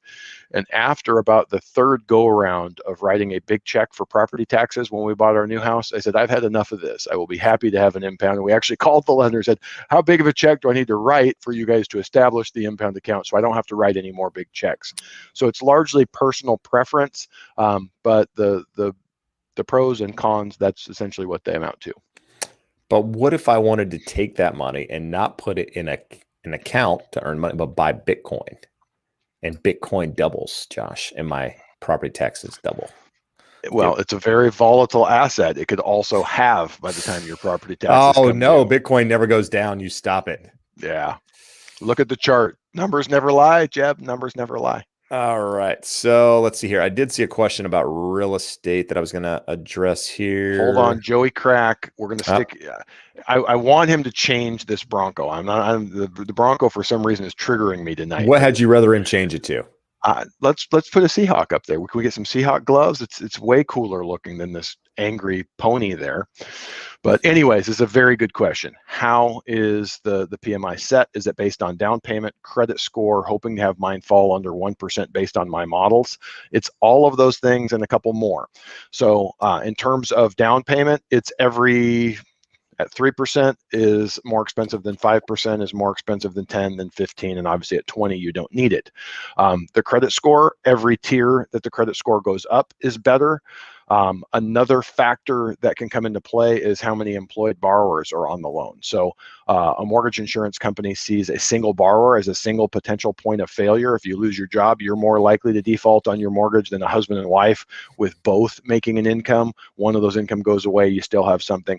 So those are the things that we look. So it's basically a little calculator we run it into, and just like Loan Sifter, when we're comparing lender rates, it'll pull up 6 or 7 different mortgage insurance providers, and there can be a pretty significant difference between each one of them. Not like a 0.25% difference, but an 0.8% difference, which on the larger loans can be a pretty significant difference. All right. Sabrina's asking a question. She just got a real estate license. Wondering if she needs to have 2 years tax returns to purchase a home now. She had an hourly job prior to this. To get the best loans, yes. So under the letter of the law for Fannie Mae guidelines, you don't have to have 2 years. You would need at least 1 year. We have to have something to hang our hat on. And the way the Fannie guidelines read, you have to be in the same industry. So we have to make a case for that as to why you were doing something similar. So someone that worked somewhere in the assembly line over at Redfin gets their license and goes and strikes out on their own, we could probably get away with 1 year. Most likely in your situation, it sounds like we would need 2 years of tax returns. The other options are some of the alternative programs where you could use bank statements in lieu of income. You're going to pay a higher interest rate. The most recent one we did was like best case scenario. We got the client in at 3.625 on a 30-year fixed on one of those. Most of them are more in the 4 to 5% range on a bank statement loan. So not the best of news for you there on that, but I would say you are probably looking at needing 2 years tax returns. All right. Joey is he's continuing the theme here, just so you know. He despises the Seahawks. This is great. This is great. I'm going to have feuds with half of our viewers here before we're done. I should stop talking about football.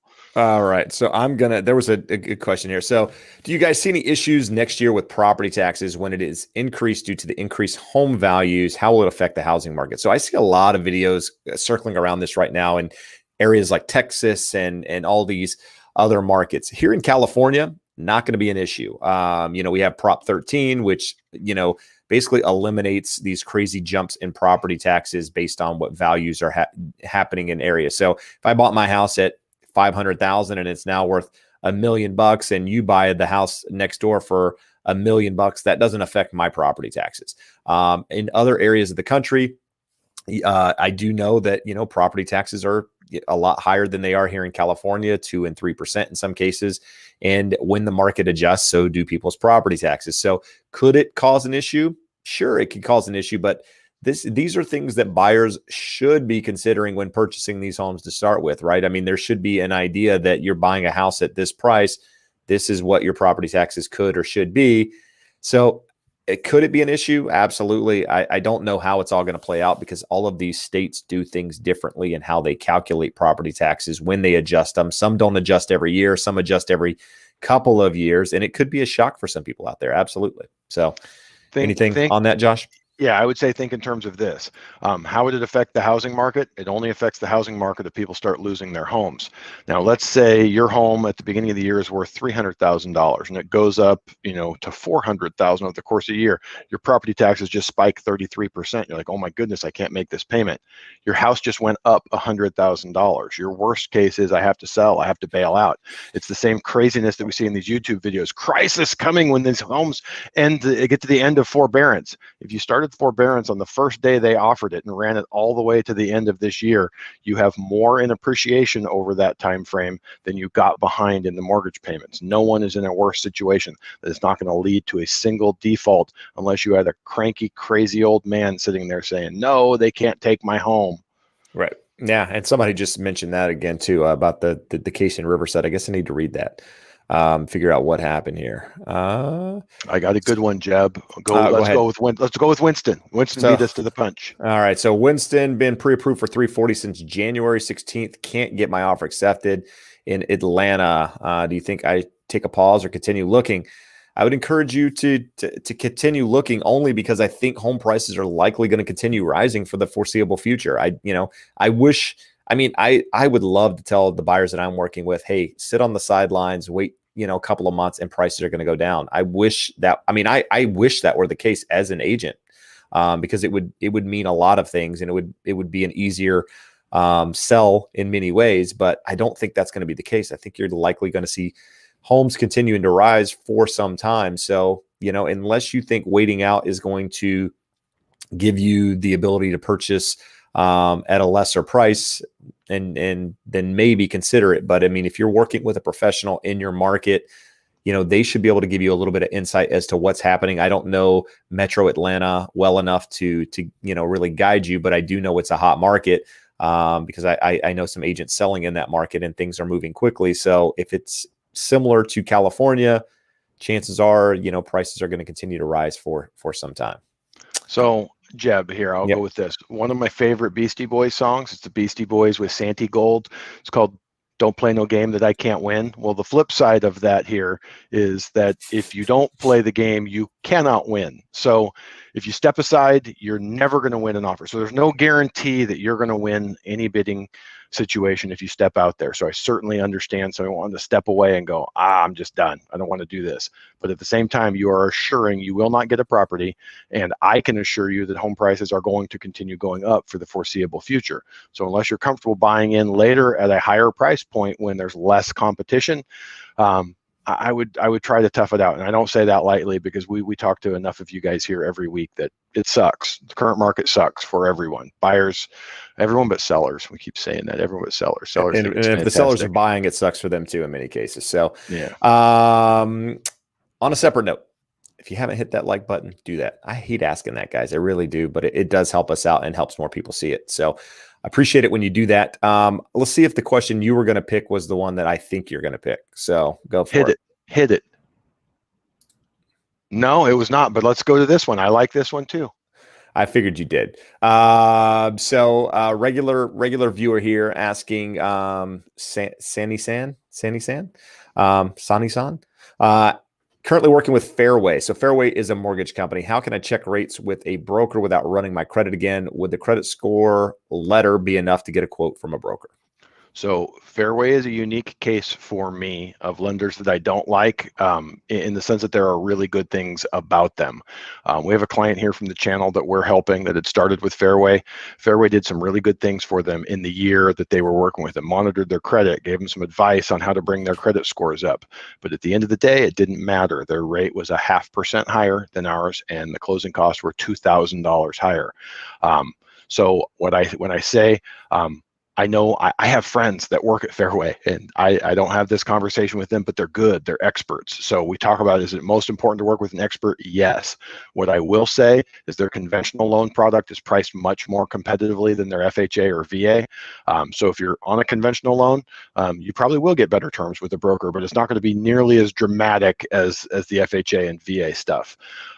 So you can't have someone else pull your credit and run numbers for you. You can tell them what your credit scores are that Fairway gave you, and they can give you an indication of what they can do, obviously subject to you then making the change. The other thing that's important to remember, I wish I had the CFPB link here. They actually published a website. So they made this change in the last 12 to 18 months. You have 45 days to pull as many mortgage credit reports as you want. You want to shop with 200 lenders? Have at it. They all count as one single inquiry. So do not be afraid of doing that. I mean, if you're on day 44, I'd get a little bit nervous and I'd want to know exactly what day I was at. But if you're at day 24, I would happily have another person pull the credit and compare the two. And what I would say is an inexperienced broker, I don't care what the discount is. I would rather see you with a Fairway expert, but definitely numbers never lie. Compare them. All right. Here's the best question I've seen all night. I mean, honestly, it might be.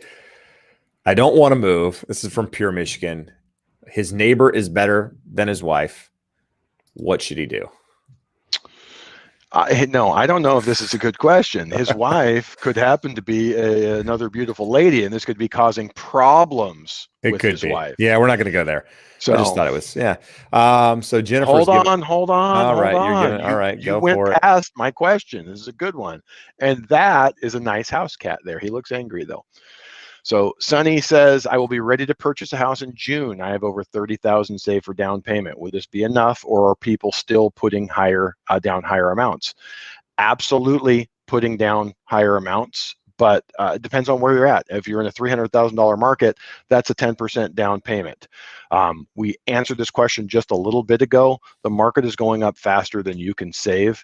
So my advice would be to get out there as soon as you are qualified for a home that you would be happy with. You can always refinance to better terms as the value goes up or you save more money, but you never get a second bite at the apple with the payments coming back on. And there's another one along the same lines, Jeb.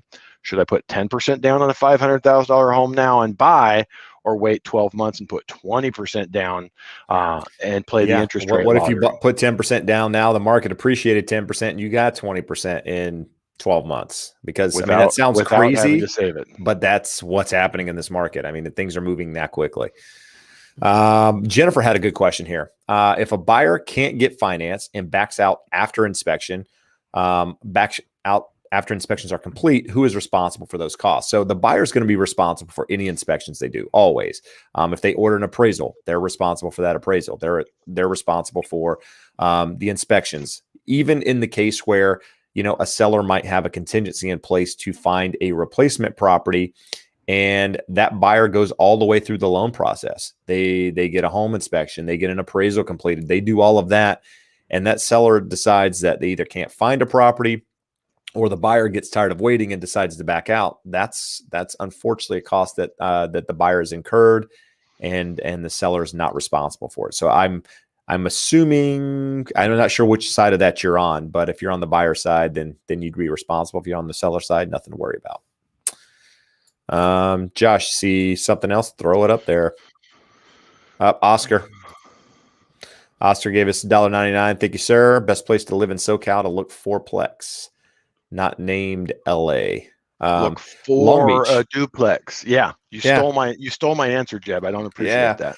Yeah. Long Beach or Santa Ana are two of probably the areas that you can still get something reasonable. And I say reasonable, and it's really not reasonable. It's crazy where the prices have gone on these.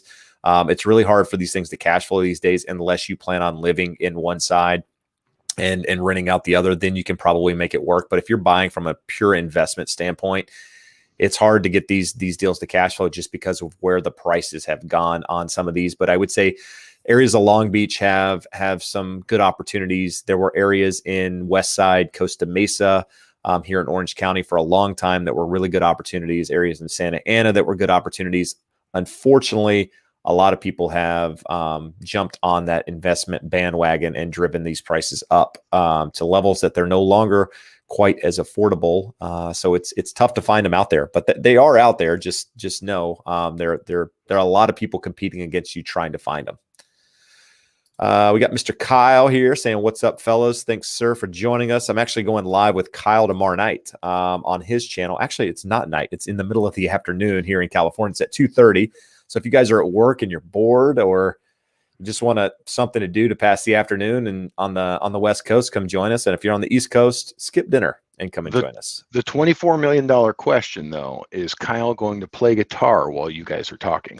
If he does, I'm going to show up afterward because I have no talents to contribute to that at all. I can clap. You're going to sing. You're going to sing while he plays guitar. I have a really aggressive clap because I have 3 kids. I've learned how to clap. I can whistle. Outside of that, I've got nothing. I've got nothing to offer anybody that can play musical instruments or sing. My gifts are... Before we get off the topic of Kyle, I just want to say, Kyle, I met a mutual friend of ours, Ginger Bell, last week or 2 weeks ago in Atlanta. She said to tell you hello. And there you go. Very cool. It's a small world out here in this real estate lending world. Jennifer Lego joined us. She's one of our moderators here. So thanks for jumping in. She said she had dinner, so she was a little bit late. She was with the parents. So we'll let it slide tonight. Just this time, one time. Yeah, guys. So we're getting towards the 2 hours here. Again, want to thank you guys for joining us. We'll have a couple more questions here to finish this thing out. If you haven't done so already, hit that like button, help us out, and help us get to more people and help educate and empower home buyers out there. So we got another good loan question here. So what's a better deal? And I already asked the follow-up question. So the loan amount $650,000. NT says, what's a better deal? 3.25 plus a $3,000 lender credit, or 3% requires $2,500 in points. Obviously no lender credit because you're paying for it. So what do we have? We got a $5,500 difference between 0.25% in interest rate. And what we were saying earlier is 0.25% is not perfect, but it's priced about 1 point differently. For every point you go up, you're going to get, every 0.25% you go up in rate, you're going to get about 1% in your favor. So in this instance, what do? We got 3 and we pay a little less than half a point. And if we go to 3.25, we get a little less than half a point. Those are essentially the same. So it all comes back to why is a lender willing to do that? Because they're not making one loan. You're only taking one loan. So you know a right answer for you, or have a better idea of the right answer for you. For them, they're making thousands of loans, and they know over thousands of loans, they're all going to pay off at about 7 to 8 years. So from that timeline, they can extrapolate what are the numbers that they want, and that's where that 1% cost come from. My personal feeling is we're in a 40-year bull run in interest rates, meaning mortgage rates have gone down from 1982 to the present, and they are still going down. Even though over the last month or two they've spiked up, the trend is still downwards. Don't pay for your interest rate. Take the $3,000 lender credit, save your money, and when rates go to 2.75 in a year or 3 years or 4 years, do a no-cost refinance and take advantage at that time. No, awesome. Winston gave us $5 super sticker, and we answered his question earlier. So thank you again, Winston, for doing that. Much appreciated there. Let's get a couple more questions here. And RB says he hit the like button 3 times. So he likes us 3 times. So I think if you hit it 3 times, it actually gives you a like, because you'll hit it, then it'll take it off, and then you hit it again. So you gave it back. So we appreciate the 3rd time. Twice would have removed it. So we don't like when you remove it. Can I shop for PMI after closing? I think that's a good question from Van. You can't shop for PMI at all. The lender is going to make that selection. So you want to make sure that they are at least shopping for it. Because like I said, there's a pretty big range. Hopefully the lender that you're working with has contracted with 2, 3, 4 different ones. They're always going to have a preferred mortgage insurance company that they want to work with.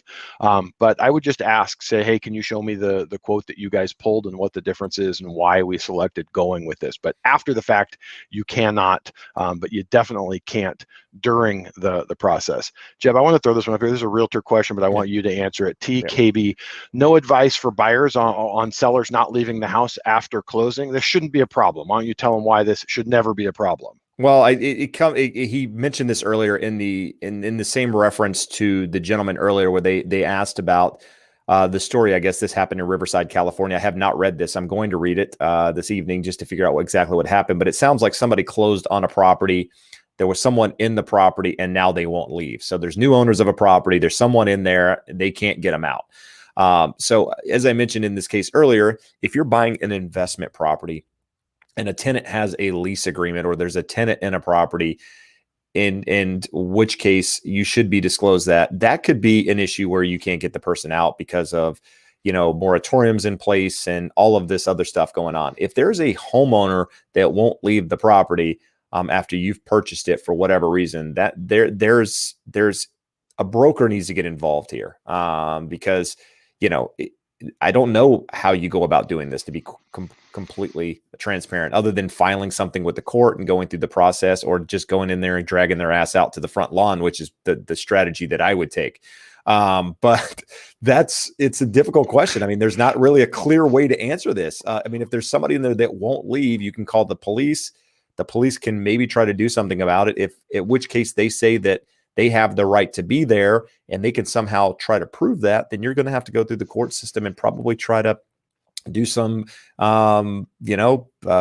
eviction process. I mean, Josh, thoughts? I mean, am I missing something here? I don't know how they would stay in the property. Wait in the parking lot with the tire iron. They're not going to stay in the house 24 hours a day. They will make the mistake of coming out eventually. Yeah. I mean, you got to be able to get them out of the property, and in which case the property's yours. Just move in, go in. Move in the house. They'll either get tired of you and move out, or get the doors open and just start moving their stuff to the driveway and moving your stuff in. I think that's the best strategy. In fact, if you know them in Riverside, we should do that. We should team up and go down there. You may end up in a physical altercation, whether you like it or not, when you're moving their big screen out to the driveway, but it is what it is. All right, guys. We are towards the end here, almost 2 hours. I want to thank you guys for joining us. I know you're always asking for contact information. You're asking for ways to reach out to us directly. I'm going to post this here at the bottom. I'm going to remove this comment real quick just so you guys can see it, if I could find it. If you want a referral to a mortgage professional, if you want a referral to a real estate agent, anywhere in the United States, reach out to me. I will make that referral for you to somebody that is knowledgeable, somebody that's honest, professional, that does a good job, so you don't have to do the legwork.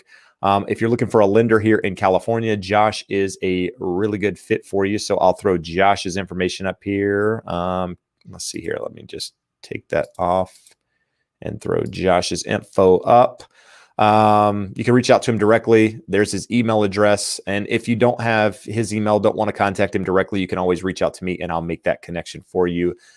We talk to a lot of you guys, a lot of you guys. A lot of my day is consumed with talking to potential buyers and sellers from YouTube. And I know Josh is as well. We appreciate you guys giving us the opportunity to help, and being here with the support. It means a lot. And, any parting words there, Josh, you want to add to it?